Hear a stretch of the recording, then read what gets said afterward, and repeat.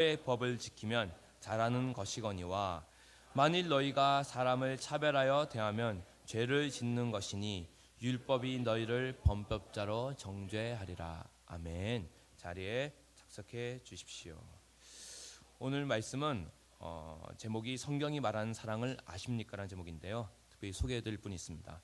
지금 현재 수원제일 성서침례교회 담임 목회를 하고 계시고 또 에스라 성경연구원 목회자 세미나를 계속해서 진행하고 계시는 우리 김덕신 목사님이 말씀을 전해주시겠습니다. 우리 함께 감사와 격려의 박수로 환영해 주시길 부탁드립니다.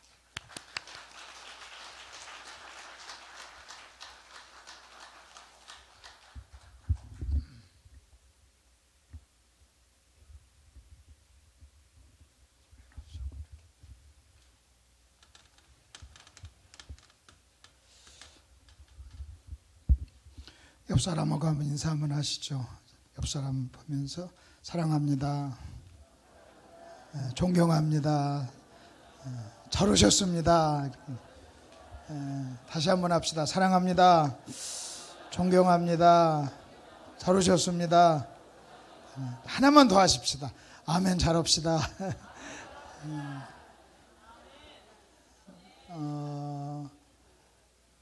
제가 하나님의 은혜로 집회를 참 많이 다녔습니다.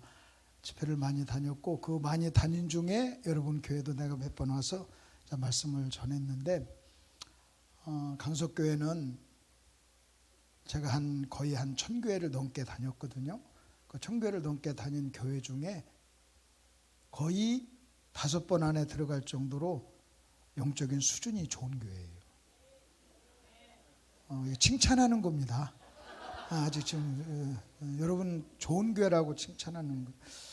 좋은 교회란 어떤 교회냐? 말씀을 사랑하고 말씀의 수준이 있고 또 말씀을 잘 이해하고 또 말씀의 반응을 잘하고 또 아멘을 잘하는 교회. 여러분 교회가 그래서 참 그래서 우리 김경석 목사님으로부터 말씀 전해달라는 부탁을 받았을 때 제가 굉장히 기쁘고요. 또 좋은 청중을 만난다는 거. 여러분은 좋은 설교자를 만나야 되잖아요. 제 입장에서는요, 좋은 청중을 만나야 돼요. 여러분이 어느 날 교회에 왔는데 어떤 목사가 왔는데 여러분에게 은혜를 못 끼치면 참 힘들잖아요. 저도 어느 교회 부름을 받고 갔는데 아멘을 안 오면 저도 얼마나 힘들겠어요. 서로. 근데 참 강석교회는 참 좋은 교회예요. 그리고 우리 김경수 목사님 생각하면 참 굉장히 마음이 흐뭇하고 행복합니다. 아마 우리 김 목사님을 통해서 한국 교회가 영향을 받고 유익을 얻을 생각을 하면 너무나 엄청나고, 그 다음에 이번에 그 총체적 복음 세미나 준비하는 것도 참 관심이 제가 많고, 아마 복음을 여러분 목사님처럼 그렇게 잘 전하는 목사님이 흔치 않아요. 아마 그 부분도 아마 랭킹 5 안에 들어갈 겁니다. 그러니까 여러분이 그 일을 위해서 참 많이 기도해 주시고요. 저도 그 일을 위해서 기도하고 또 김 목사님께 먼저 감사의 말씀을 드립니다. 기도하고 우리가 말씀을 보겠습니다. 하나님 아버지, 은혜를 감사합니다. 우리가 오늘 하나님의 말씀을 상고합니다. 저희들에게 아버지 하나님 은혜를 허락하여 주셔서 아버지의 말씀이 잘 이해가 될 수 있도록 주님 복 주시옵소서. 우리 김경석 목사님을 위하여 기도합니다. 목사님을 통하여 한국교회가 얻게 될 유익을 생각하니 참 행복하고 감사합니다. 건강을 지켜주시고 더욱 놀랍고 귀하고 존귀하게 사용하여 주옵소서. 연약한 종을 십자가 뒤에 감춰주시옵소서. 예수님 이름으로 기도하옵나이다. 아멘. 사도행전 15장을 보면 사도 바울과 바나바가 2차 전도 여행을 가기 위해서 서로 의논을 합니다. 그래서 바울이 바나바에게 이렇게 얘기합니다. 자, 우리가 1차 전도 여행을 갔던 곳에 우리가 다시 한번 가서 그 형제들이 어떠한가 한번 돌아보십시다 하고 제안을 합니다. 그래서 바나바가 그래 그럽시다 해서 2차 전도 여행을 가기로 결정을 하죠. 그러니까 2차 전도 여행이란 1차 전도 여행을 간 곳에 가서 형제들을 돕는 신방하겠다고 하는 그런 계획을 가지고 둘이 의논을 해서 결정을 한 겁니다. 자, 그렇게 결정을 하고 그 일을 추진하는 과정 속에서 마가에 대한 문제가 생겼어요. 마가를 데리고 갈 것인가 데리고 가지 말 것인가. 1차 전도여행 때 중간에서 누락된 사람이에요. 바나바는 데리고 갑시다 그랬어요. 근데 바울은 무슨 소리냐, 그렇게 의지가 약한 사람을 데려가면 안 된다. 그래가지고 바울과 바나바가 대판 싸웠다 하는 말이 나옵니다. 여러분 1차 전도여행을 함께 다녔던 사람이에요. 바나바는 바울을 길리기아 다소에서 데려서 안디옥 교회에다가 같이 사역을 했던 사람이에요. 그리고 동역자였어요. 여러분 그 당시 전도여행이라고 하는 것은 목숨을 건 여행이었습니다. 그렇기 때문에 바울과 바나바의 관계, 그 다음에 바나바가 없는 바울이란 상상할 수 없어요. 그렇게 여러분 동역자였고 그렇게 사랑했던 그 바울과 바나바가 마가라고 하는 이 사람 때문에 데리고 가자 데리고 가지 말자 하는 이것 때문에 대판 싸워서 그들은 헤어지게 됩니다. 여기서 우리가 볼 수 있는 것은 뭐냐, 생각이 다르면 같은 길을 갈 수가 없어요. 여러분 생각이 다르면 싸울 수밖에 없어요. 생각이 다르면요 우리는 논쟁하고 싸울 수밖에 없는 거예요. 하나님도 우리에게 뭐라고 하냐면 내 생각은 너희 생각과 달라서 그래요. 하늘이 땅보다 높은 같이 내 생각이 너희 생각보다 높다 그래요. 악인은 생각을 버리고 나에게로 돌아오라 그래요. 그래서 우리가 하나님과 다른 생각을 성경은 뭐라고 하냐면 하나님을 대적하는 모든 이론이라고 그래요. 그래서 여러분이 하나님과 다른 생각을 가지고 있으면 하나님과 논쟁하는 것이고 하나님을 대적하는 것이고 하나님과 싸우는 것이에요. 여러분 요한복음 8장에 보면 바리새인과 서기관들이 현장에서 가늠하다 잡힌 여인을 데리고 왔습니다. 데리고 와서 딱 예수님 앞에 세워놓고 이런 여자 어떡합니까? 가늠하다 잡혔습니다. 그것 때문에 여러분 바리새인과 그 다음에 예수님이 요한복음 8장 전체를 논쟁을 합니다. 여러분 싸운다는 얘기나 논쟁을 한다는 것은 생각이 다르다는 거예요. 생각이 다르다는 거예요. 마찬가지로 여러분 성경에서 또 하나의 논쟁이 나와요.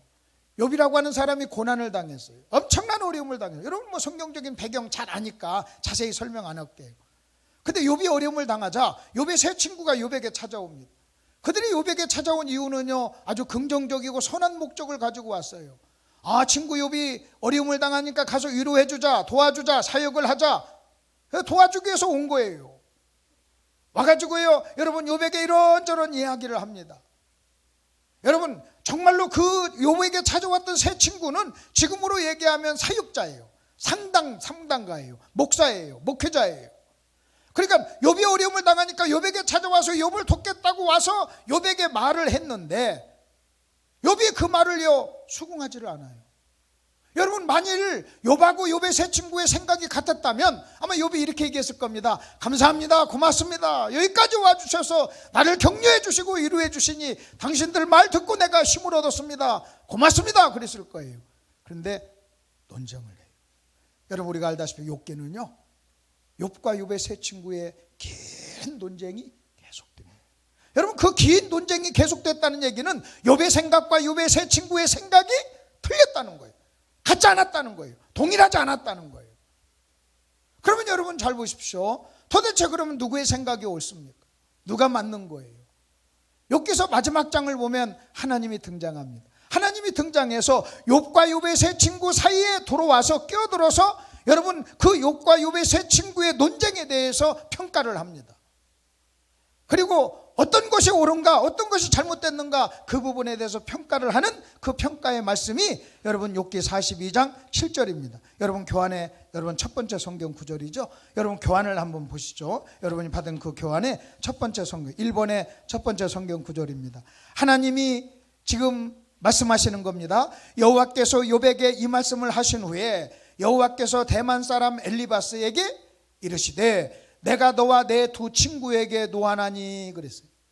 하나님이 여러분 욥의 세 친구에게 분노를 하셨어요. 여러분 이거 굉장히 중요합니다.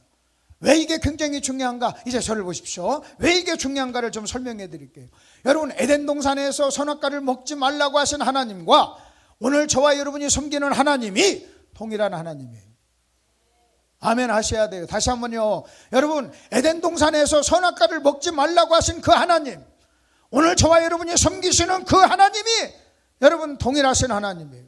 하나님은 어제나 오늘이나 영원토록 동일하시다고 그랬어요. 그렇다면 욥의 세 친구에게 나타나셔서 욥의 세 친구에게 분노하시는 그 하나님이 오늘 저와 여러분이 섬기는 하나님입니다. 그 하나님과 오늘 내가 지금 관계를 맺고 있는 하나님이 똑같은 하나님. 만일 동일하신 하나님이라면 여러분 몇천 년 전에 욥의 세 친구에게 분노하신 그 하나님이 만일 저와 여러분에게도 그런 이유가 있다면 여전히 분노하실 거란 말이에요. 그렇기 때문에 우리는요, 왜 하나님이 욥의 세 친구에게 분노하셨는가, 이 이유를 우리가 알아야 돼요. 왜냐하면 만일 그 욥의 세 친구에게 있었던 그 이유, 하나님을 분노하게 했던 그 이유가 오늘 저와 여러분에게 있다면 동일하신 하나님이 역시 오늘 또 하나님은 진노하시고 분노하실 거란 말이에요. 맞잖아요. 왜 진노하셨어요? 왜 하나님은 욥의 세 친구에게 진노했어요? 진노한 이유가 뭐예요? 진노한 이유가 이렇게 나옵니다. 이는 그래요.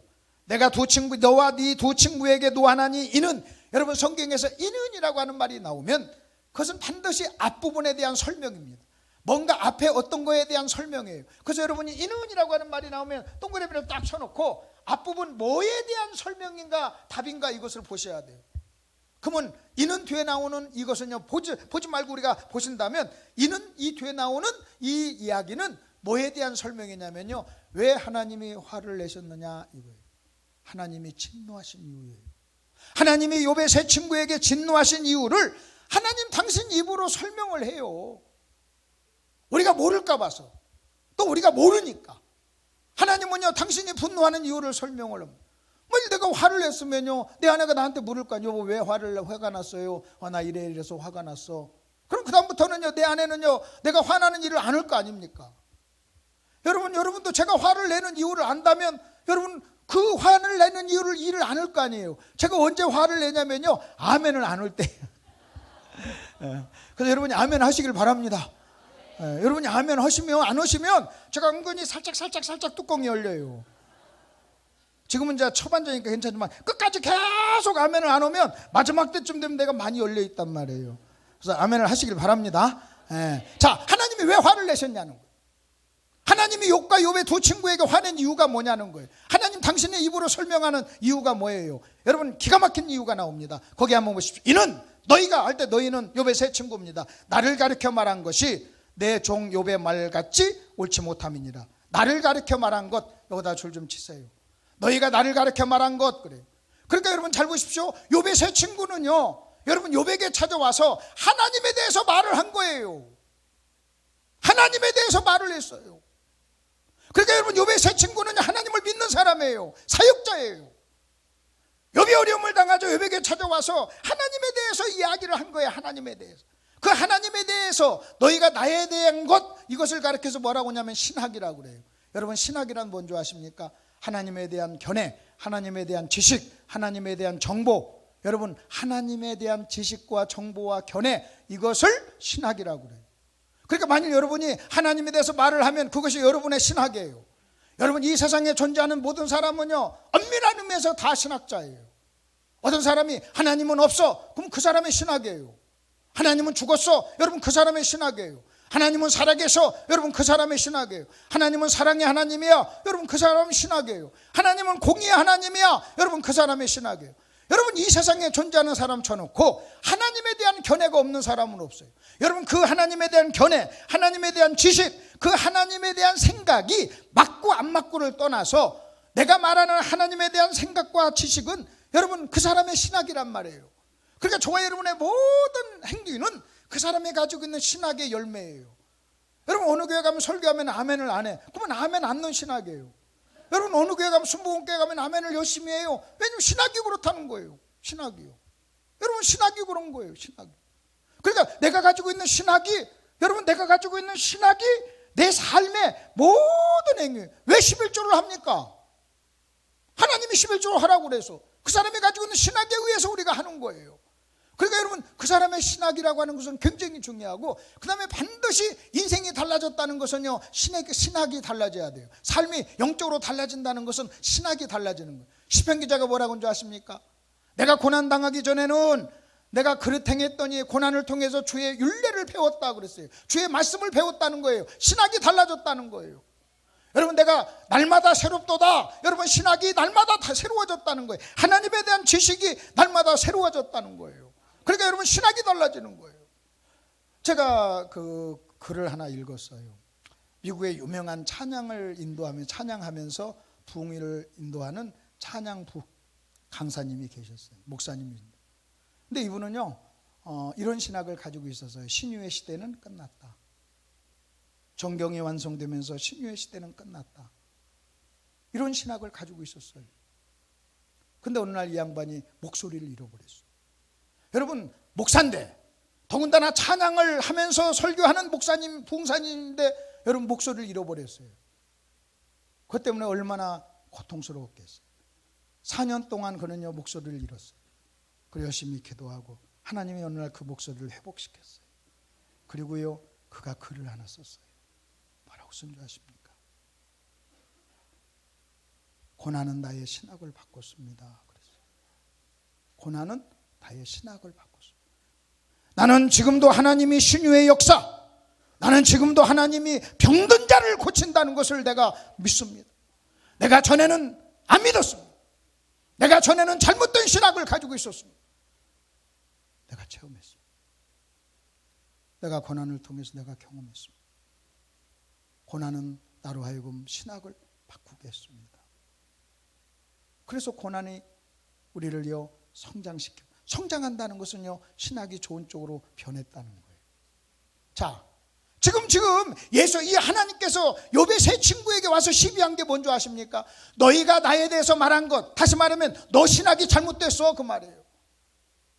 너 나에 대한 정보가 잘못됐어. 너 나에 대한 지식이 잘못됐어. 네가 욥에게 와서 말한 나에 대한 모든 생각과 정보와 지식이 사역이 잘못된 거야. 여러분 우리가 어떤 성도가 어려움 당합니다. 그럼 내가 그 성도에게 찾아가서 신방을 갑니다. 가가지고 나는요 내 신학에 근거한 말씀을 전할 거예요. 근데 내가 신학이 잘못되면요 전혀 도움이 안 되는 거예요. 내 깐에는 내가 희생하고 찾아가서 여러분 대가를 지불하고 사역한다고 하지만 내가 신학이 잘못되면요 여러분 오히려 저를 돕는 것이 아니라 하나님의 진노를 일으키는 거예요.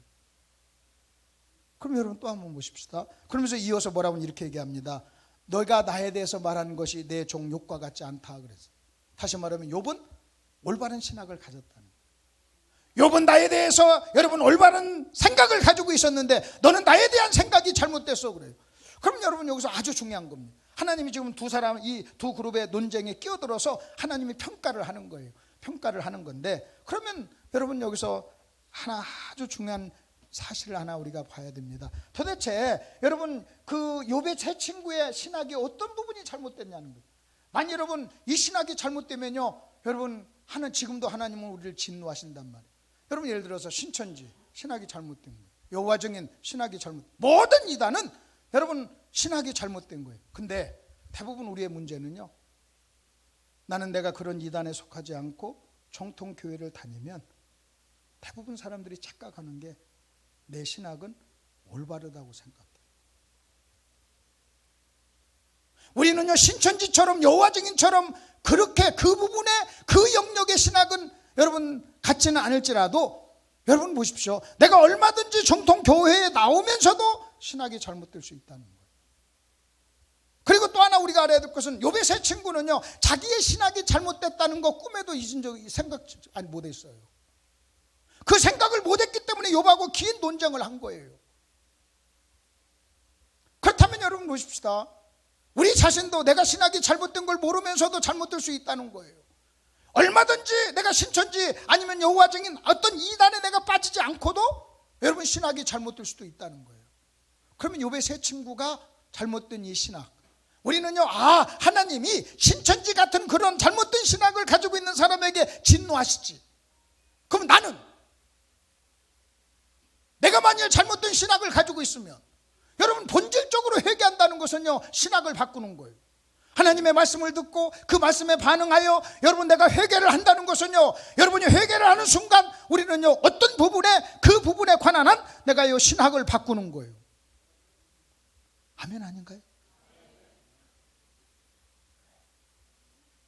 그러면 내가 신학이 잘못되지 않았으면 회개할 필요가 없죠. 여러분 그럴 때는 우리는요 굉장히 조심해야 돼요. 그 다음에 두렵고 떨리는 마음으로 있어야 돼요. 그러면 욥의 세 친구의 잘못된 신학을 제가 여러분에게 말씀드릴게요. 여러분 욥이요 고난을 당합니다. 그러면 욥의 세 친구의 여러분 차이는 뭐냐? 이 고난에 대한 생각이 달랐어요. 욥의 세 친구는 와가지고 뭐라고 했냐면, 네가 죄져서 그래. 너 죄 회개해. 네가 죄졌기 때문에 하나님이 너를 이렇게 징계했어. 어떻게 죄를 안 졌는데 네가 이런 어려움을 당할 수 있니? 네가 이런 어려움을 당하는 것을 보니 너는 죄졌어, 이거예요. 근데 욥은요, 그 친구들의 신학에 대해서 동의하지 않은 거예요. 무슨 소리야? 나 그렇지 않아. 다시 말하면 내가 섬기는 하나님은 네가 섬기는 하나님하고 틀려. 내 생애에 찾아온 이 고난은 죄 때문에 온 것이 아니야. 여러분, 욥은 어떤 생각을 가지고 있는 줄 아십니까? 자기 생애에 찾아온 이 고난은 훈련이다. 여러분, 내 생애에 찾아온 이 고난은 지나가는 거다. 내 생애에 찾아오는 이 고난은 내가 죄져서 온 게 아니야. 하나님이 나에게 유익을 주기 위해서 주신 것이야. 하나님이 나를 정금을 만드는 과정이야. 합력하여 선을 이루실 거야. 하나님은 좋으신 분이야. 한마디로 간단하게 욥이 가지고 있는 하나님에 대한 생각은 뭐였냐면, 하나님은 좋으신 분이라. 비록 내 인생에 내가 고난을 만났지만, 이 어렵고 힘든 이 고난을 만났지만, 내가 섬기는 하나님, 이 고난 너머에 있는 그 하나님은 좋으신 하나님, 사랑의 하나님. 이게요, 욥의 신학이었어요. 근데요, 욥의 세 친구는 뭐라고 하는 줄 아십니까? 회초리를 들고 내가 죄를 질 때마다 한 번씩 때리는 하나님이에요. 그러니까 여러분, 욥의 세 친구의 하나님은요, 두려운 하나님이에요. 여러분, 욥이 가지고 있는 신학은요, 사랑의 하나님이에요. 아무리 어렵고 힘든 일이 있어도 여러분, 그 너머에 있는 하나님은 좋으신 분이라는 거예요.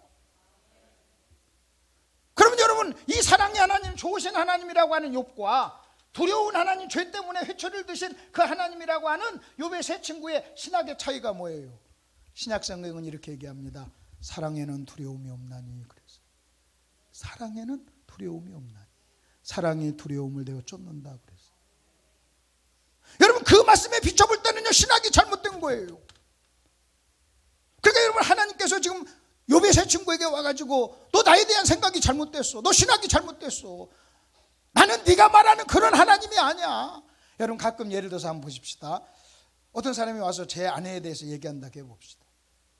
근데 내 아내에 대해서 얘기하는데 내가 아는 내 아내와 그 사람이 말하는 내 아내가 틀려. 그럼 내가 이렇게 얘기해요. 아니, 누구 말하는 거예요? 아니, 사모님이에요. 아니, 내 아내를 얘기한다고 하는데 들어보니까 안 맞아. 나보다 더 잘 알아. 네가 내 아내를 나보다 더 잘 아냐는 거예요. 아니잖아요. 근데요, 세상에 30년을 같이 산 나한테 와서 내 아내를 나보다 더 잘한대. 미련 곰탱이지. 그렇잖아요? 어떻게 나보다 더 잘할 수 있냐는 거예요. 우리 아들이 이제 학교에 갔잖아요. 신대원에 갔잖아요. 신대원에 가니까 친교회 목사님들이 우리 아들한테 와서 자기들이 알고 있는 나를 얘기하는 거예요. 너 아버지는 하면서 얘기하는 거예요. 근데 우리 아들이 볼 때요, 자기가 30몇 년 동안 알았던, 옆에서 알았던 아버지하고 그분이 말하는 우리 아버지하고 틀린 거예요. 그래서 나한테 와서 뭐라고 하냐면, 아버지 왜 그랬더니, 친교회 목사님들이 아버지 잘 몰라요. 그리고 저한테 와서 아버지에 대해서 얘기하는데 자기가 알고 있는 아버지하고 전 와가지고 우리 아들한테 어떤 목사님이 이랬대요. 너는 아버지한테 몇 살까지 맞고 살았니? 그랬대요. 그러니까 그렇게 말하는 그 목사님은 내가 오락부락하고 꼰투도 하고 그랬으니까 아침 저녁으로 새끼와 마누라를 패는 사람으로 하는 거예요. 그러니까 우리 아들이 말하기를 뭐라고 하냐면, 저는 아버지한테 한 대도 맞은 적이 없어요. 우리 아버지는 우리 엄마에게, 자기 동생에게, 자기에게 한 번도 폭력을 휘두른 적이 없어요. 그렇게 얘기를 했어요. 여러분, 제가 제 아내나 자녀들에게 폭력을 휘두르지 않은 증거를 제가 대드릴게요. 첫째는 그들이 안 죽었다는 거예요. 내가 폭력을 휘둘렀으면 죽죠. 제가 꼰투 전문가인데 권투를 10년 한 전문가인데 한 방 치면 죽는데 일단 뚜렷한 증거가 안 죽고 시퍼렇게 살았다는 거예요. 시퍼렇게 살아있다. 그게 증거잖아요. 두 번째, 여러분 주먹이라고 하는 것은요, 말이 안 통할 때 쓰는 게 주먹이에요. 말로 착착착 해결이 되면요, 그래서 말로 해결할 수 있는 능력이 있는 사람은 주먹, 폭력을 안 써요. 그래서 여러분 주변에 폭력으로 문제를 해결하는 사람은 말로 해결할 수 있는 능력이 없으니까 쓰는 거예요. 근데 제가 얼마나 말을 잘합니까? 말쟁이잖아요. 말 가지고요 30평생을 여기저기서 오락해가지고 왔다 갔다 하는 사람이고, 지금도 여러분 목사님이 저한테 뭐 말로는 목사님 저에게 오셔서 설교해 주세요 그 말 했지만, 말로는 무슨 얘기냐면 목사님 말 잘하니까 와서 말 좀 해주세요 해가지고 온 거예요. 제가 말하러 온 거예요. 아멘. 뭐 하러 왔다고요? 말하러 왔어요. 왜? 말을 잘해서. 말을 잘해서. 그 말을 잘해서 내가 말로 다 설득을 하는데 주먹을 쓸 이유가 뭐가 있어요? 큰 소리 칠 이유가 뭐가 있어요? 큰 소리 칠 이유. 여러분 잘 보세요. 하나님이 지금 얘기하는 거예요. 아니 네가 나에 대해서 말하는데 내가 아는 나와 네가 말하는 내가 틀려. 그것 때문에 진노했어요. 그러면요, 여러분요, 만일 제가 오늘 제목이 하나님의 사랑입니다. 만일 여러분이요, 여러분 이 욥의 세 친구는요 열심히 있었어요. 욥의 세 친구는요 나름대로 사역자예요. 욥의 세 친구는요, 여러분 지금 여기다 앉혀놓으면요 굉장히 괜찮은 사람이에요. 근데 문제는요, 하나님에 대한 오해가 있었어요. 하나님의 뭐에 대한? 하나님의 사랑에 대한 오해가 있었어요. 그러면 하나님의 사랑을 어떻게 우리가 해석을 해야 되냐는 거예요. 여러분이 만일 하나님의 사랑을 오해하면 욥의 세 친구가 범했던 그 잘못을 똑같이 범하고 있는 것이고, 그 하나님의 사랑을 오해하면 하나님이요 그런 나를 보면서 진노하는 거예요. 여러분 솔직히요, 많은 목사님들이 욥의 세 친구와 같은 신학을 가지고 있어요. 그리고 욥의 세 친구와 같은 신학은요, 솔직히 목회를 하는데, 인간적으로 목회를 하는데, 사람을 통제하는데, 사람을 지배하는 데는요 훨씬 더 수월해요. 그것을 가지고 말씀을 가지고 공갈친다 그래요. 말씀을 가지고 조금 이렇게 여러분, 그러면 많은 사람들이요, 아 그렇게 해가지고 목회가 되면요, 여러분 그 신학을 가지고도요 그렇게 되니까요 그걸 가지고 합리화를 시키는 거예요. 그러나 여러분 우리 하나 아셔야 됩니다.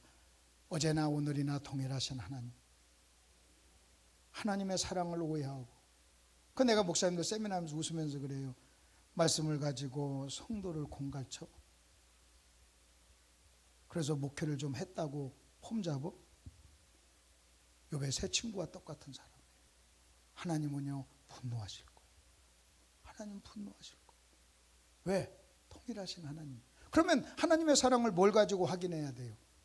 여러분 예수님은요 하나님이 인간의 몸을 입고 이 땅에 오신 성육신하신 분이에요. 왜 예수님이 이 땅에 오셨느냐? 여러 가지 이유가 있어요. 그 중에 하나가 뭔지 아십니까? 우리에게 하나님이 어떤 분인가를 보여주기 위해서요. 나를 본 자는 아버지를 보았거늘 그랬잖아요. 그래서 여러분 예수님은요 이 땅에 오셔서 여러분 하나님이 어떤 분인가를 우리에게 보여줬어요. 그 하나님이 어떤 분인가를 예수님 가까이서, 가장 가까이서 정확하게 알았던, 정확하게 보았던, 3년 동안 계속해서 보았던 사도 요한이 하나님의 사랑을 뭐라고 한 줄 아십니까? 이렇게 합니다. 하나님의 세상을 이처럼 사랑하사. 하나님이 우리를 사랑했어요. 하나님의 사랑이 뭐예요? 이처럼 사랑했는데 어떻게 사랑했느냐? 아들을 주셨다는 거예요. 그게 하나님의 사랑이에요. 하나님은요 아들을 주셨어요. 이게 하나님의 사랑이에요. 그 다음에 요한일서에서는 뭐라고 하는지 아십니까? 하나님의 사랑이 이렇게 나타난 바 되었다. 그래서 어떻게 나타난 바 되었어요? 당신의 아들을 대속물로, 화목제물로 주었어요. 그게 요한이 하나님의 사랑에 대한 이해예요.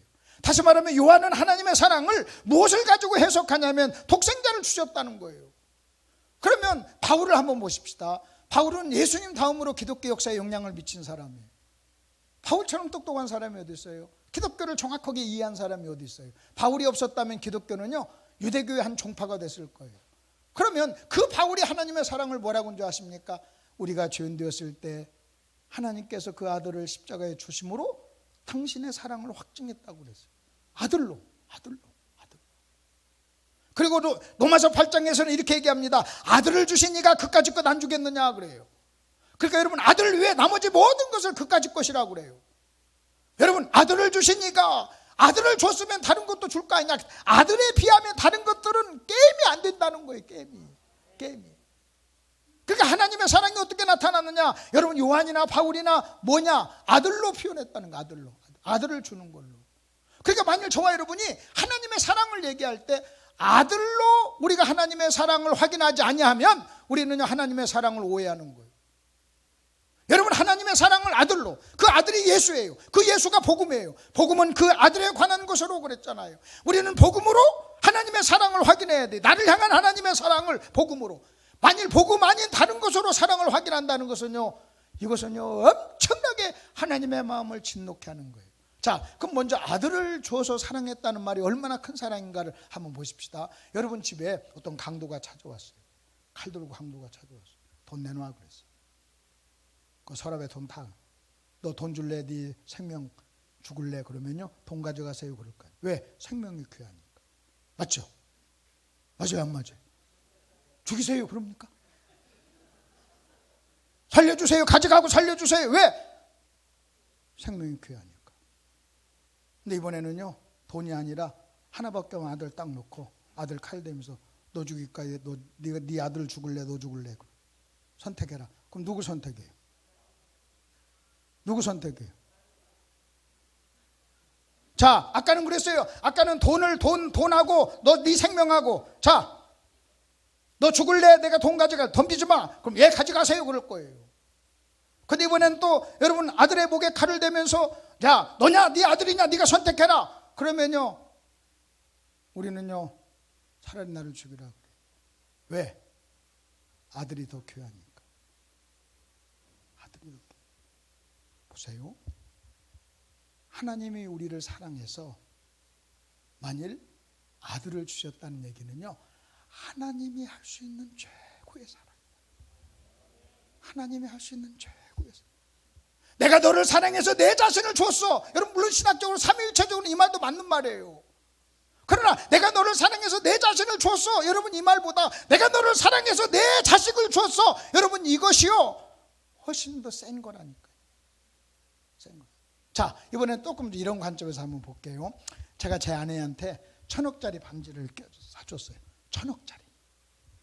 그 다음에 5만 원짜리 청바지를 사줬어요. 그리고 2만 원짜리 하얀 브라우스를 사줬어요. 그래서 제 아내가 1,000원짜리 반지를 끼고 5만 원짜리 청바지를 입고 2만 원짜리 브라우스를 입고 여러분 앞에 나타났어요. 나타나가지고 이렇게 딱 타서 강사로 왔어요. 그래가지고요 제목이 뭐냐, 나를 사랑하는 남편. 그래서 그 제목을 얘기해요. 그래서 여러분 제 남편이 저를 얼마나 사랑하는지 몰라요. 너무너무 사랑해요. 너무너무 사랑해서 제 남편이 저에게요 청바지를 사줬어요. 청바지 5만 원짜리 청바지인데 너무나 촉감도 좋고 청바지를 입었더니 내 모든 몸매도 나타나고 그리고 2만 원짜리 브라우스, 하얀 브라우스, 할렐루야 너무너무 감사. 그러면서 또 여러분에게 이렇게 합니다. 아이고 우리 저 자매님은 청바지가 없는 것 같은데, 아이고 저 자매님은 브라우스가 없는 것 같은데 약올르지롱? 내 남편은 나에게 청바지 사주고 브라우스 사줬어요. 할렐루야 할렐루야 하면서 1,000원짜리 반지를 끼면서 이렇게 하면서 막 그 얘기를 해요. 그러면 내가 여기 앉아있다고 합시다. 나는요 1,000원짜리 반지에 5만 원짜리 2만 원짜리 브라우스하고 청바지를 사줬는데 내가 들으면서 뭐라고 하겠어요? 여러분 만일 보세요. 1,000원짜리 반지 5만 원짜리 청바지 2만 원짜리 브라우스를 남편한테 받았는데 청바지하고 브라우스 얘기만 한다면요 그런 여자는 둘 중에 하나예요. 하나는 가락지 1,000원짜리의 가치를 모르든지, 하나는 미친년이에요. 미친 거예요. 미친 거예요.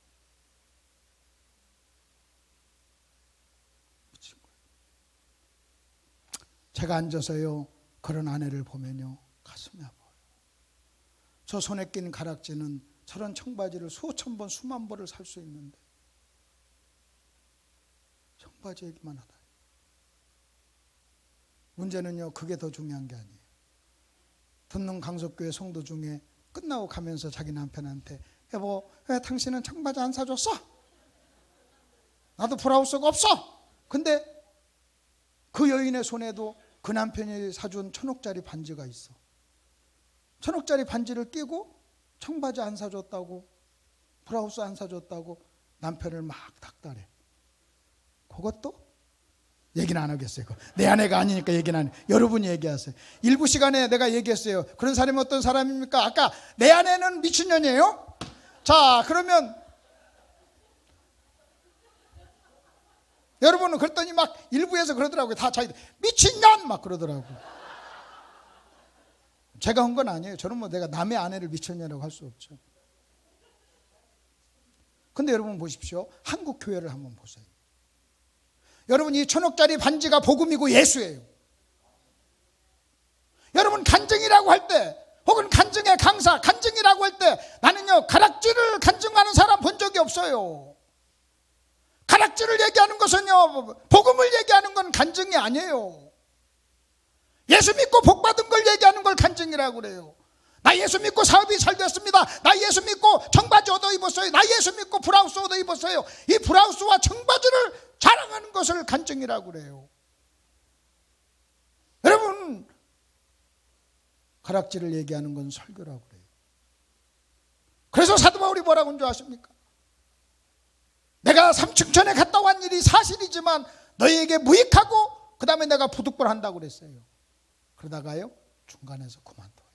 여러분 잘 한번 보세요. 저는요 한국교회 모습이요 여러분 그런 모습이라는 거예요. 그런 모습이라는 거예요.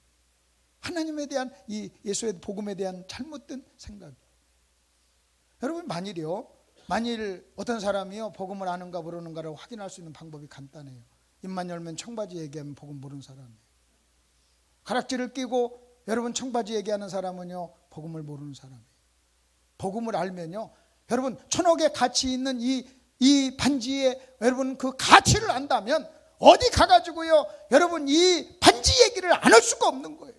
사람들은요 눈에 청바지가 멋있으니까 청바지 얘기해달라고 해도요 뭐라고 하는 줄 아십니까? 무슨 소리요? 무슨 청바지 얘기를. 제가 시드니에 코스타 강사로 몇 번 갔습니다. 저는 제가 꼰트로 하다가 목사가 됐으니까 코스타 대표 되시는 분이 저보러 청년들한테 간증을 해달라고 그랬어요. 어떻게 꼰트하다가 목사가 됐는가 간증해달라. 그 제가 그분한테 그랬어요. 처음부터 간증해달라고 했으면 내가 안 오죠 그랬어요. 설교해달라고 해서 왔습니다 그랬어요. 내가 꼰트하다가 목사가 된 게 뭐가 그리 중요합니까? 그게 뭐가 그리 중요해요? 내 간증이 뭐가 그리 중요해요? 여러분 예수가 우리를 위해서 죽었다는 사실이 얼마나 더. 그래서 내가 그랬어요. 한 번만 더 그렇게 얘기하면 내가 안 옵니다 그랬어요. 내가 간증하러 수백만 원 쓰고 온 줄 아시오 그랬어요.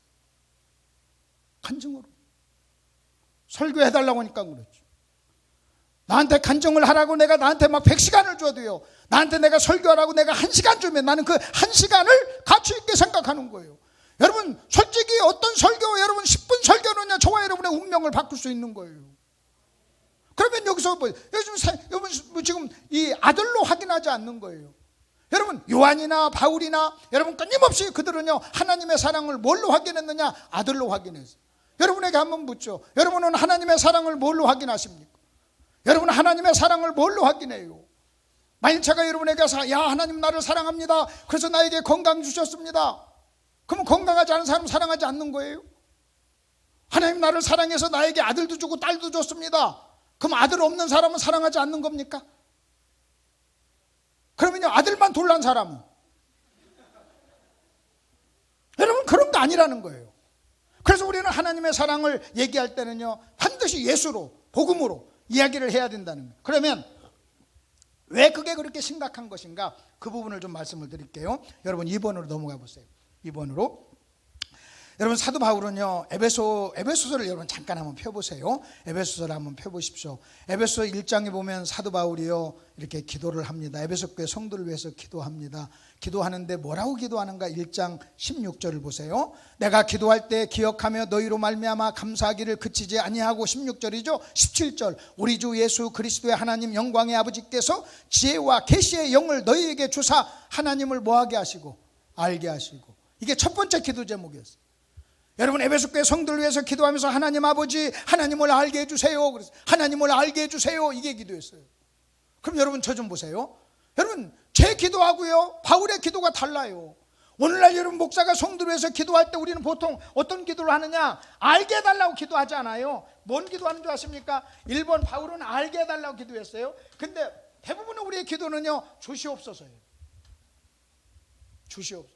그러면 알게 해달라는 것하고 주시옵소서 차이가 뭔지 아십니까? 여러분 주시옵소서 이것은요 돈하고 연결된 거예요. 그리고 내가 주시옵소서 이렇게 기도하는 순간 나는요 없는 것을 생각하는 거예요. 없는 것을. 여러분 없는 것을 생각하면 욕심이 생겨요. 하나님께서 에덴 동산에 와서 여러분 아담과 하와에게 찾아와서 마귀가 찾아와서 뭐 한 줄 아십니까? 선악과 먹지 말라고 했지. 여러분 아담과 하와에게 없는 것, 받지 않은 것을 보게 한 거예요. 우리 여기 노전사님 있잖아요. 내가 노전사님 보면서 야 나도 저렇게 키 좀 컸으면 왜 나는 키가 적지? 그러면 일단 내가 승질부터 날 거 아니에요. 여러분 하나님이 저에게 준 거 많아요. 근데 여러분 주지 않은 걸 바라보면요 준 것이 없어지는 거예요. 주지 않은 걸 바라보면 준 거에 대한 감사가 없어지고 여러분 주지 않은 거에 대한 욕심이 생겨요. 그 욕심이 생기면 죄를 범하게 되고 기쁨이 없어지는 거예요. 바울은 뭐라고 기도한 줄 아십니까? 여러분 이 에베소 교회 성도는요 지금 우리보다 훨씬 더 형편이 어려운 사람들이에요. 근데도 주시옵소서라고 기도하지 않고 알게 해달라 했어요. 무엇을 알게 해달라? 하나님을. 그럼 여러분 하나님을 안다는 게 뭐예요? 여러분 구체적으로 하나님을 아는 게 뭐예요? 여러분 성경에서 하나님을 뭐라고 소개합니까? 여러 가지로 소개합니다. 그 중에 하나가 하나님은 사랑이라 그랬어요. 아멘 좀 하세요. 하나님은 사랑이라 그랬어요. 그러면 하나님을 알게 해주세요. 이 말은요 하나님의 뭘 알아야 된다는 거예요? 사랑을. 왜? 하나님은 사랑이니까. 만일 우리가 하나님의 사랑을 모르면 하나님을 모르는 거예요. 하나님의 사랑을 오해하면 하나님을 오해하는 거예요. 그래서 여러분 에베소 3장으로 넘어가서 또다시 기도를 합니다. 뭐라고 기도하는가? 14절 보십시오. 이러므로 내가 하늘과 땅에 있는 각 족속에게 이름을 주신 아버지 앞에 무릎을 꿇고 비노니 하면서 기도한 게요 하나님의 사랑의 높이와 넓이와 깊이를 알게 해달라는 거예요. 자 1장에서는 하나님을 알게 해달라고 기도하고 여러분 3장에서는요 하나님의 그 무엇, 하나님의 어떤 것, 하나님의 사랑, 하나님의 사랑의 넓이와 높이와 깊이. 그렇다면 신앙생활이란 뭐냐? 하나님의 사랑의 넓이와 깊이를 계속 알아가는 거예요. 여러분 신앙생활 다른 거 없어요. 간단하게 신앙생활이란 뭐냐? 하나님의 사랑을 더 알아가는 것, 경험하는 것. 하나님의 사랑을 더 내가 경험하고 체험하는 거예요.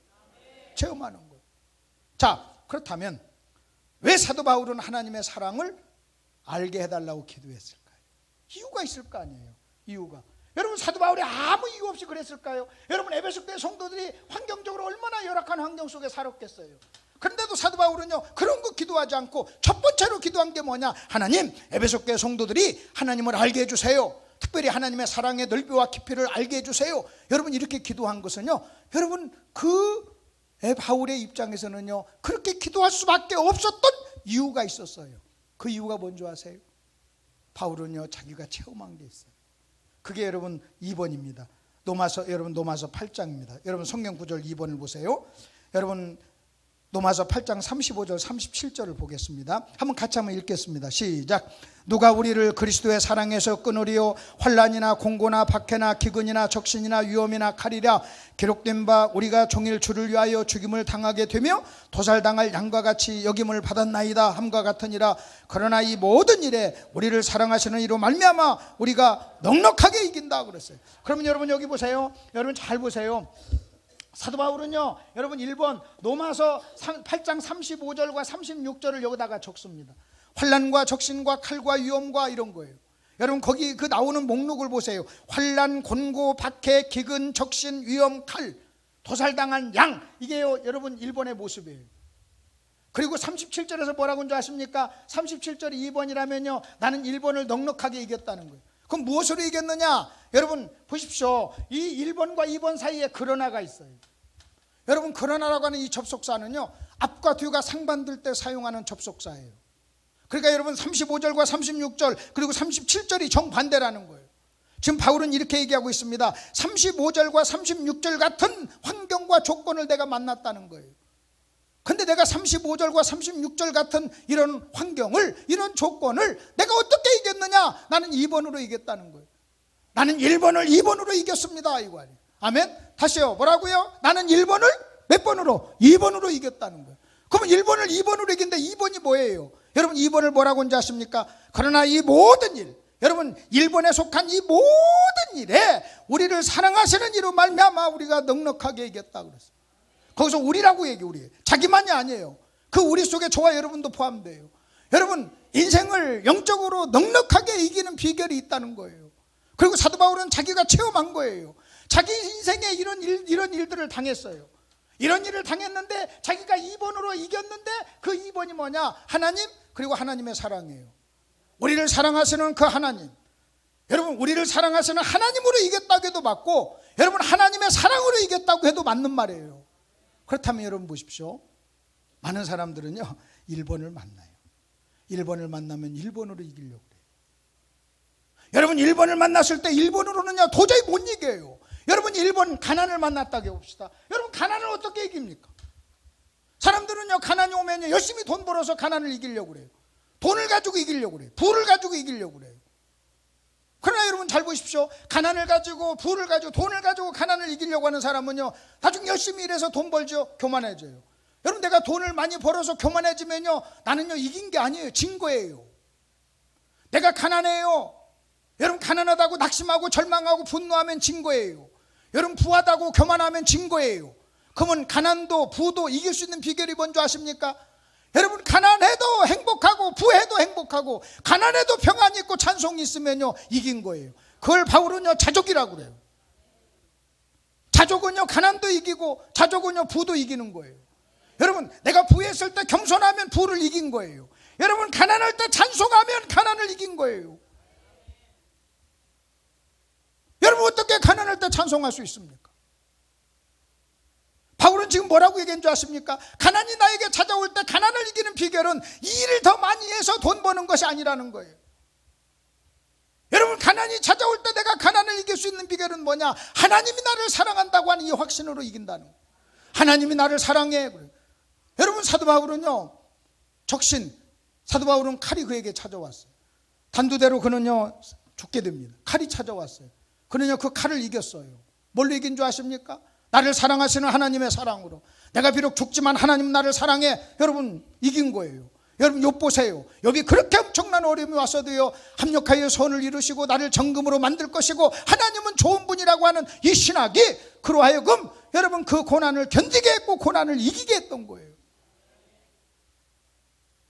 그래서 여러분 하나님의 사랑으로 이겼다는 이것을 경험했기 때문에 바울은 뭐를 얘기하는 줄 아십니까? 바울은 뭘 얘기하냐면 하나님의 사랑을 좀 알았으면 좋겠다.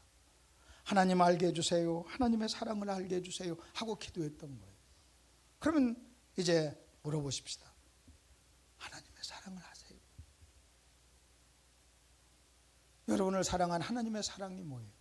사랑의 특징, 오늘 사랑의 특징 하나만 여러분에게 말하려고 그래요. 하나님의 사랑. 이 특징, 이것을 여러분이 이해하지 않는 한 내가 볼 때는요 넉넉하게 이긴다는 것은 불가능해요. 그 하나님의 사랑의 특징이 여러분 오늘 읽은 본문 말씀 야고보서 2장 8절 9절에 있습니다. 야고보서 2장 8절 9절을 다시 한번 보겠습니다. 야고보서 2장 8절 9절을 보면요 여러분 그 하나님의 사랑에 대한 이야기가 나와요. 8절을 보세요. 그럼 먼저 이렇게 보십시다. 8절과 9절은 8절은 긍정문이에요. 9절은 부정문이에요. 예를 들어서 한번 보십시다. 한번 8절 보시죠. 너희가 만일 성경에 기록된 대로 내 이웃 사랑하기를 네 몸과 같이 하라 하신 최고의 법을 지키면 잘하거니와. 이게 여러분 8절이에요. 9절은 뭔지 아세요? 만일 너희가 사람을 차별하여 대하면 죄를 짓는 것이니 하고 부정문이에요. 그럼 여러분 잘 보세요. 이게 그저 부정문, 부정문이라는 게 무슨 말이냐? 제가 이렇게 한번 설명해 드릴게요. 예를 들어서 여러분 제 설교에 아멘 하면 이따 끝나고 책 한 권 드리겠습니다. 이게 긍정문이에요. 그 다음에 부정문은 아멘 안 하면 옥상으로 데리고 올라갈 겁니다. 이거 부정문이에요. 그렇죠? 아멘 안 하면. 근데 여러분요 우리가 아멘, 자 그래서 이렇게 나와야 돼요. 문법적으로 할 때는요 여러분 아멘 하면, 그 다음에 아멘 안 하면, 이게 가장 기본적인 문법이에요. 근데 꼭 이렇게만 안 해도 돼요. 왜냐하면 표현은 다르지만 의미가 같은 게 있잖아요. 예를 들어서 제가 제 아내한테 여보 12시 넘었네, 그 말은요 밥 먹자 그 말이에요. 이게 밥 먹자 그 말을 12시 넘었네 라고 얘기하는 거예요. 또 여러분 이렇게도 할 수 있어요. 밥 먹자는 말을 여보 배고프다, 이 말도 밥 먹자는 거예요. 또 여보 배에서 소리 난다, 이 말도 밥 먹자는 거예요. 그 다음에 또 내가 배고파 죽는 꼴을 볼래, 이것도 결국은 뭐 하자는 거예요? 밥 먹자는 거예요. 내가 12시 넘었네 그랬더니 목사가 말을 정확하게 하세요. 12시 15분이에요. 여러분 이렇게 얘기하면 독해를 못한 거예요. 여러분 12시 넘었네 그러면요, 여러분 부엌으로 들어가서 밥상을 차려야 내 말을 알아들은 거예요. 그러면 여러분 보세요. 12시 넘었네, 배고프네, 배에서 소리 나네, 밥 먹자, 다 같은 얘기예요. 표현만 다르지. 만약 어떤 사람이 딸이 셋이 있어요. 자녀가 어떻게 되십니까? 셋입니다. 아들, 딸 어떻게 됩니까? 예, 큰애는 계집애고 둘째는 여식이고 셋째는 딸입니다. 다 같은 얘기예요. 딸 셋이라고 말하기가 뭐하니까 그냥 계집애고 여식이고 뭐하고 얘기하는 거지. 나머지 넷째는 시집가야 될 놈입니다. 뭐. 결국 그 얘기가 그 얘기죠. 자, 그러면 잘 보십시오. 원래는 이렇게 해야 돼요. 너희가 만일 사랑하면, 이게 8절이라면 여러분 9절은요 사랑하지 아니하면 이렇게 나와야 돼요. 근데 사랑하지 아니하면이라고 하는 그 말에 그 말을 빼고 같은 의미를 가진 다른 표현을 집어넣는데, 다른 표현이 뭔지 아십니까? 사람을 차별하면 그 말이에요. 그러니까 사랑의 반대가요 차별하는 거예요. 차별. 오늘 저는 여러분에게 차별에 대한 얘기를 좀 할 거예요. 차별. 그러면 그 앞부분을 한번 이렇게 보십시다. 여러분 그러면 8절이 정말로 차별인가 보세요. 만일 너희가 성경에 이른 것 같이 기록된 대로 내 이웃 사랑하기를 내 몸과 같이. 여러분 이웃 사랑하기를 내 몸과 같이, 이것이 사랑의 방법이에요. 사랑의 방법은 뭐냐? 이웃을 네 몸과 같이. 그러면 이웃을 네 몸과 같이 하는 말은 무슨 얘기예요? 너하고 이웃을 뭐 하지 말라는 거예요? 차별하지 말라는 거예요. 그게 사랑이라는 거예요. 네 이웃을 내 몸과 같이, 그 말은요 너하고 이웃을 차별하지 말라는 거예요. 이게 사랑이라는 거예요. 그러면 뭐예요? 나하고 다른 사람을 차별하는 것이 뭐냐? 그게 사랑이 아닌 거예요. 여러분요, 김경숙 목사님이 설교할 때는 아멘을 잘하고 제가 할 때 아멘 안 하면 차별한 거예요. 차별한 거예요. 자, 잘 보세요. 왜 차별하는 것이 여러분 사랑이 아닌가? 그렇다면 여러분 그 다음에 뭐라고 그랬어요? 자, 이웃사랑을 네 몸과 같이 차별하지 않고 사랑하면 그게 하나예요. 그러니까 여러분 범죄하기 전에 아담은요 여러분 하와한테 내 뼈 중에 뼈요 살 중에 살이요 그랬어요. 하나가 됐어요. 연합이 됐어요. 근데 범죄하고 나서는 저 여자 때문에 그래요. 분리를 시켜요. 그 차별을 해요. 자기하고 차별을 해요. 나는 괜찮은데 저 여자 때문에 내가 먹었습니다. 그게 자기의가 나오는 거예요. 그래서 바리새인들은요 다른 사람을 멸시했어요. 자기를 의롭다고 믿고 차별했다는 거예요.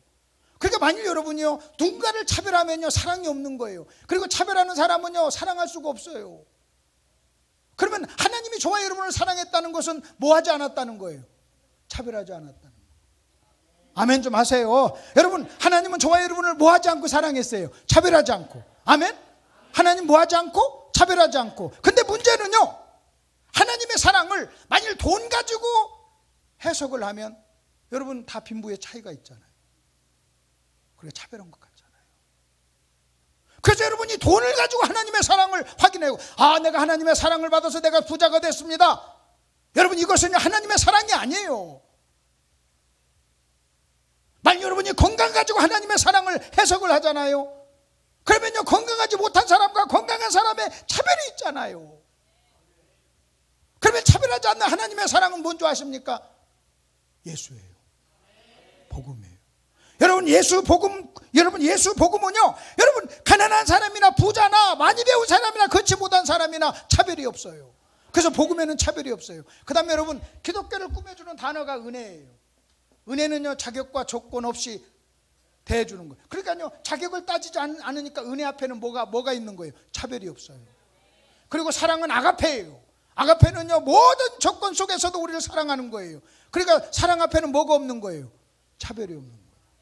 차별이 없는 거예요. 그러니까 여러분 잘 보세요. 은혜, 사랑, 복음, 예수, 여러분 이런 단어는요 뭐가 없는 특징이 있는 거예요? 차별이 없는 특징. 근데 여러분 보세요. 돈을 가지고 하잖아요. 돈에는 차별이 있잖아요. 건강에도 차별이 있잖아요. 아, 나는 내가 하나님의 사랑을 받아서 내가 장수했어. 여러분 거기도 차별이 있잖아요. 그러니까 만일 그런 것으로 하나님의 사랑을 얘기하는 사람은요 하나님의 사랑을 모르는 거예요. 신학이 잘못된 거예요. 그리고 하나님의 사랑을 오해하는 거예요. 그래서 차별하지 말라는 거예요. 그러면 보십시오. 그 다음에 또 이렇게 나옵니다. 다시 한번 보세요. 만일 너희가 성경에 기록된 대로 내 이웃 사랑하기를 네 몸과 같이 하라 하신, 그러면서 사랑을 뭐라고 하냐면요, 최고의 법이라고 해요. 무슨 법이요? 최고의 법. 여러분 보세요. 우리나라에서 전 세계에서 최고의 학교를 나온 사람은요, 최고의 학벌을 가진 사람이에요.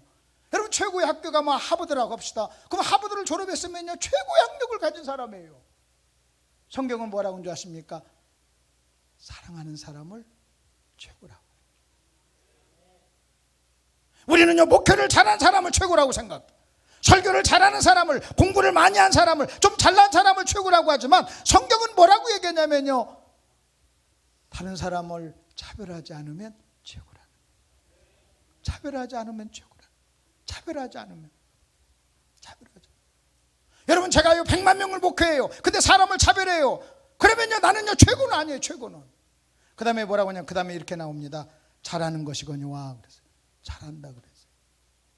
여러분 저는 여러분 보십시오. 우리가 하나님의 차별 없는 사랑을 받았다는 게 얼마나 놀라운 거라 한번 보세요. 내가 누군가를 부러워하잖아요. 그럼 그 사람을 사랑할 수 없어. 내가 부러워한다는 것은요, 시기하고 경쟁한다는 거예요. 여러분 시기하고 경쟁하면서 사랑할 수 있나요? 여러분이 누구를 부러워하는 사람을 사랑했나요? 없어요. 없어요. 그럼 여러분 이 차별 없이 하나님의 사랑을 받았다 하는 것이 얼마나 엄청난가 보세요. 내가 100만 명 목회하는 목사님을 만났다고 해봅시다. 근데 나는요 이렇게 생각해요. 하나님이 저분이나 나나 똑같이 차별 없이 사랑했어 하면요, 내가 그 양반 앞에 가서 기죽을 이유가 없는 거예요. 저는요 매주 다른 교회 가서 부흥회합니다. 내가 찾아가는 교회는요 다 내가 사역하는 교회보다 다 큰 교회예요. 어떤 교회는요 몇백 배 큰 교회도 가요. 만일 차별 없이 하나님 나를 사랑했다고 하는 이 확신이 없으면요 가서 주눅 들어서 못해요. 근데 여러분 보세요. 만일 엄청난 사람을 만나도요, 저 사람이나 나나 하나님은 차별 없이 사랑했어 하는 이 확신이 있으면요, 내가 여러분 그 사람 앞에 가서 기죽을 이유가 없다는 거예요. 또 반면에 여러분 좀 인간적으로 좀 부족한 사람을 만나도요, 저 사람이나 나나 하나님이 차별 없이 사랑했으면요, 내가 저 사람을 무시할 게 없는 거예요.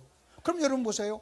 엄청난 사람 앞에 가서도 기죽지 않고, 여러분 좀 부족한 사람 앞에 가서도 내가 그 사람을 나와 똑같이 존경한다면, 여러분 그걸 최고라는, 그걸 잘하는 거라는. 제가 시골에 교회를 갔어요.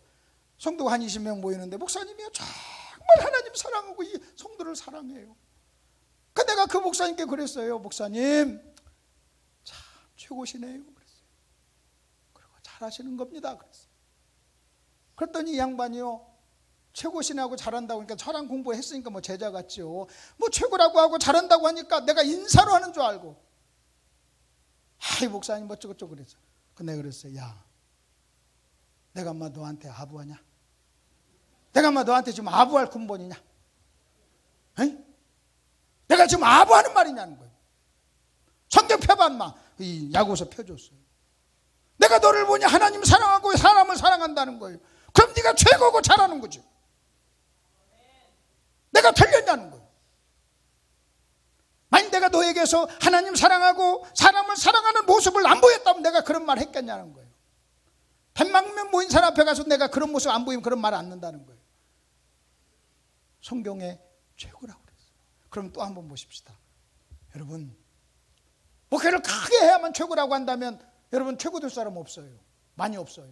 공부를 많이 하고 좋은 학교를 나와야 최고라면요, 여러분 그럴 실력 있는 사람이 많지 않잖아요. 그러나 사랑은 누구나 할 수 있어요. 아멘 좀 하세요. 사랑은 누구나 할 수 있어요. 내가 가난해도 사랑할 수 있고 많이 못 배워도 사랑할 수 있어요. 여러분 사랑은요 할 수 있는 거예요. 그렇다면 우리는 예수 안에서 최고가 될 수 있는 길이 있어요. 여러분 하나님의 사랑을, 차별 없는 하나님의 사랑을 내가 확신하잖아요. 그러면 넉넉하게 이기면서 최고가 되는 거예요. 넉넉하게 이기면서 뭐가 된다고요? 최고가 되는 거예요. 아이고야, 세상에 이렇게 수지 맞는 일을 안 해요? 이렇게 수지 맞는 일을, 여러분 이렇게 엄청난 일을, 이렇게 엄청. 자, 그러면 또 한번 보십시다. 거기 그 다음 구절 보세요. 여러분 그냥 그 로마서 13장은 넘어가고요. 여러분 마태복음 5장 보세요. 또 내 이웃을 사랑하고 내 원수를 미워하라는 말을 들었으나 그래서 여러분 구약 시대 서기관과 바리새인들, 서기관들은요 이렇게 가르쳤어요. 이웃은 사랑하고 원수는 미워하라, 이렇게 가르쳤어요. 그럼 여러분 보세요. 이웃은 사랑하고 원수는 미워하라, 여러분 이렇게 가르쳤기 때문에 이런 사람이 나왔어요. 이런 사람을 바리새인이라고 그래요. 이런 사람이 유대인이었어요.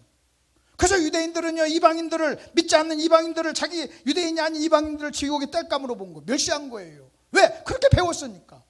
그럼 여러분 보세요. 자, 네 이웃은 사랑하고 원수는 미워하라, 사람을 차별하라는 말을 너희가 들었으나, 그러면 여러분 이 설교 들으면요, 절대로 사람을 사랑하는 사람이 안 된다는 거예요. 왜? 이 설교 자체가 사랑하지 말라고 설교하는 거잖아요. 근데 예수님이 이렇게 얘기합니다. 나는 너에게 이르노니 원수를 사랑하며. 그래서 여러분, 원수를 사랑하라 하는 말 속에는 이웃을 사랑하는 말이 포함된 거예요. 이웃도 사랑하고 원수도 사랑하라. 뭐 하지 말라는 거예요? 차별하지 말라는 거예요. 그 다음 구절을 보십시오. 네가 만일 너희를 선대하는 사람만, 사랑하는 사람만 사랑하면 칭찬받을 것이 무엇이냐. 여러분, 나를 사랑하는 사람만 사랑해, 사랑하지 않는 사람을 사랑하지 않으면요, 여러분 칭찬받을 게 없다는 거예요. 왜 칭찬받을 게 없어요? 차별하니까. 왜 칭찬받을 게 없어요? 잘하는 것이 아니니까. 왜 칭찬받을 것이 없어요? 최고가 아니니까. 최고가 아니니까.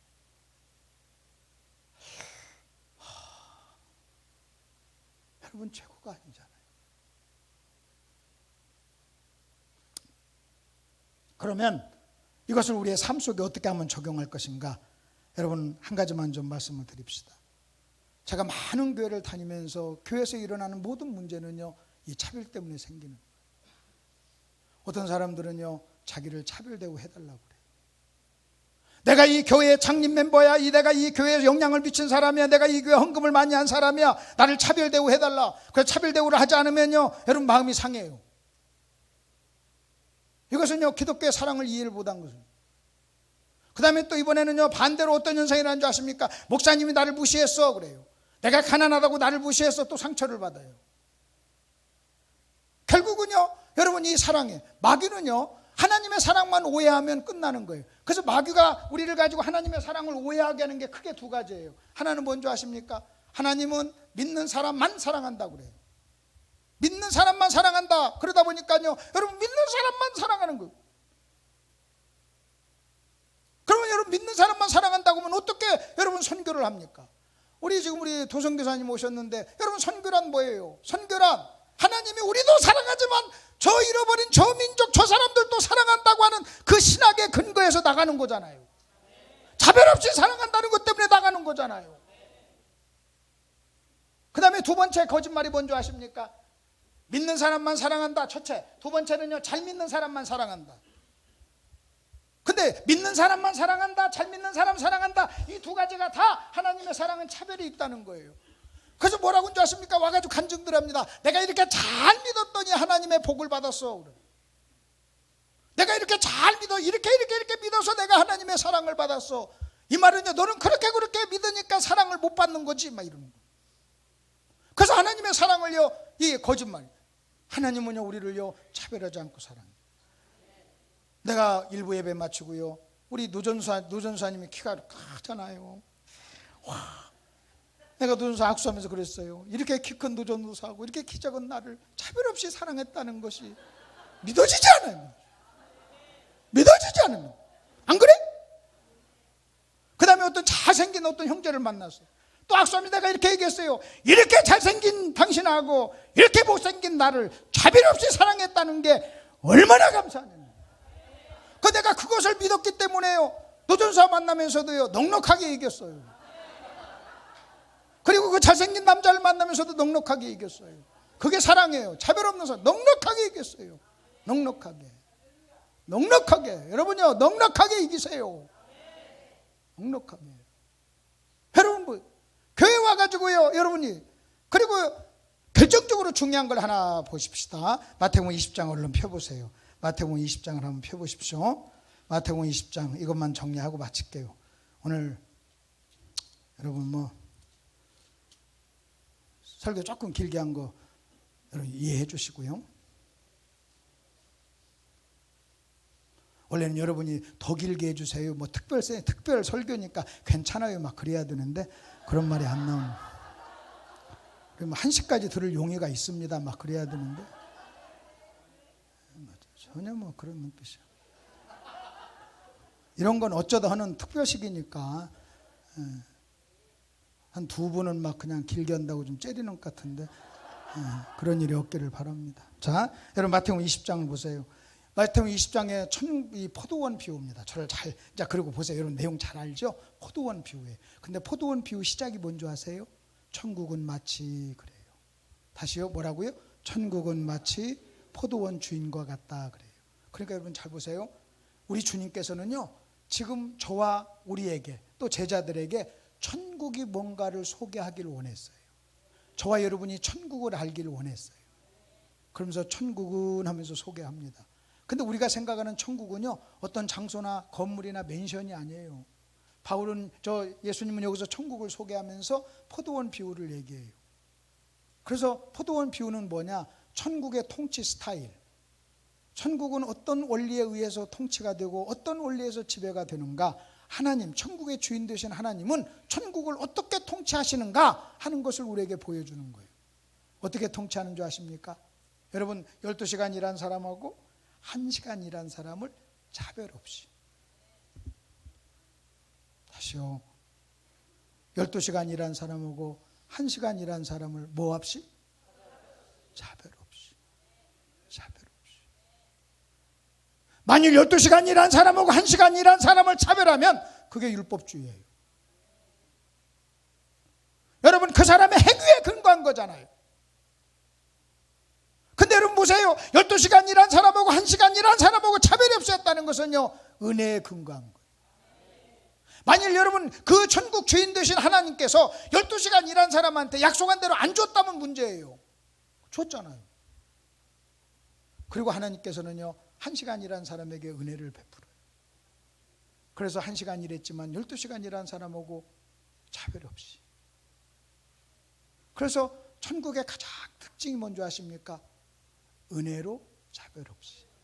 시작. 은혜로 차별 없이. 다시 시작. 은혜로 차별 없이. 그러면요, 뭐가 지옥인 줄 아세요? 여러분이요, 12시간 일한 사람처럼 그렇게 생각하면 지옥이에요. 원망했어요, 비교했어요, 시기했어요, 질투했어요. 그리고 자기는요, 저 1시간 일한 사람하고 차별 대우를 받아야 된다고 생각한 거예요. 여러분 12시간 일한 사람, 이런 사람 때문에 교회가 천국이 못 되는 거예요. 여러분 교회 중에 이런 사람이 있으면 천국이 안 되는 거예요. 여러분 교회 핵심 멤버가 여러분 12시간 일한 사람처럼 여러분 이렇게 생각하면 그 교회는요, 천국이 안 되는 거예요. 천국은 뭔지 아세요? 은혜로 차별 없이. 은혜로 차별 없이. 내 이웃을 내 몸과 같이. 내 이웃을 내 몸과 같이. 그러면 여러분 보십시다. 두 사람이 짝 한번 쳐보세요. 서로 마주보세요. 옆 사람 마주보세요. 이웃을 내 몸처럼 사랑하라고 해서 한번 마주보세요.